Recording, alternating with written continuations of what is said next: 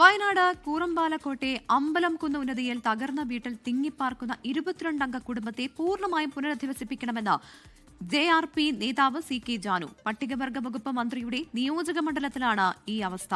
അതിദാരിദ്ര്യം മാറി എന്നാണ് സർക്കാർ പറയുന്നത്. ഇവരെ ഏത് വിഭാഗത്തിലാണ് ഉൾപ്പെടുത്തുകയെന്നും CK ജാനു ചോദിച്ചു. കുടുംബത്തിന് പ്രത്യേക പാക്കേജ് അനുവദിക്കണമെന്നും CK ജാനു 24-നോട് പറഞ്ഞു. അമ്പലംകുന്ന് കുറുമ്പാലക്കോട്ടയിലെ ചന്ദ്രൻ്റെ ഈ കുടുംബത്തിന് എത്രയും പെട്ടെന്ന് ഭൂമി കൊടുത്ത് അവരെ പുനരധിവസിപ്പിച്ച് വീട് വെക്കുന്ന തലത്തിലേക്കാണ് ശരിക്കും പോകേണ്ടത്. മന്ത്രിയാണ് ഇവിടെ പ്രഖ്യാപിച്ചിട്ടുള്ളത് അതിദാരിദ്ര്യ ഇല്ല, ഇവിടെ എല്ലാം മാറി എന്ന് പറഞ്ഞിട്ട്. മന്ത്രിയുടെ അതിദാരിദ്ര്യം മാറിയിട്ടുണ്ടാവും.